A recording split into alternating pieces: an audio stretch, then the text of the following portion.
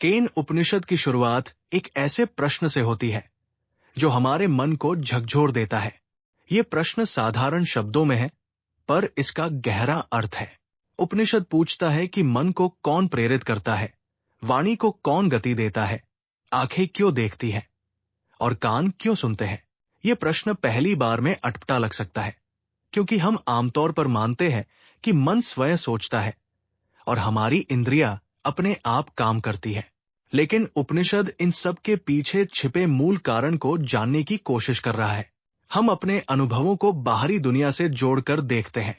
हम चीजों को देखते हैं, आवाजें सुनते हैं और विचारों को महसूस करते हैं।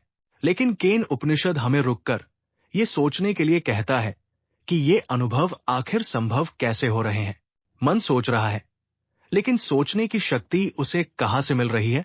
आंखें देख रही है, लेकिन देखने की प्रक्रिया को संभव क्या बना रहा है? उपनिषद हमें इसी दिशा में सोचने को प्रेरित करता है। केन उपनिषद इन सवालों के सीधे जवाब किसी परिभाषा के रूप में नहीं देता। ये संकेत देता है कि वो शक्ति जो मन को सोचने और इंद्रियों को काम करने की क्षमता देती है, वो उनसे अलग और उनसे परे भी है। इसलिए उपनिषद कहता है कि उसे आंखों से नहीं देखा जा सकता, फिर भी उसी के कारण आंखें देख पाती है। इसी तरह उसे कानों से सुना नहीं जा सकता, फिर भी उसी के कारण सुनना संभव होता है। केन उपनिषद में इस मूल कारण को ब्रह्मा कहा गया है। यहां ब्रह्मा को किसी वस्तु या रूप के तौर पर नहीं बताया गया है, बल्कि उसे उस गहरी चेतना से जोड़ा गया है जो सभी अनुभवों के पीछे है। इसीलिए उपनिषद ये भी कहता है कि जो ये सोचता है कि उसने ब्रह्मा को पूरी तरह जान लिया है, शायद उसने उसे अभी ठीक से समझा ही नहीं है। ये प्रश्न महत्वपूर्ण है, क्योंकि ये हमें अपने ही अनुभव की ओर देखने के लिए प्रेरित करता है।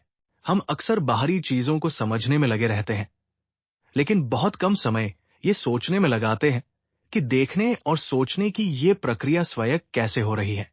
केन उपनिषद का पहला मंत्र इसी ओर इशारा करता है। यदि हमसे पूछा जाए कि मन कैसे सोचता है, तो शायद हम तुरंत कोई स्पष्ट उत्तर नहीं दे पाएंगे, क्योंकि हम अक्सर विचारों को तो देखते हैं, पर विचार करने की प्रक्रिया को नहीं। थोड़ा रुककर इस पर विचार करना ही उपनिषद का सार है।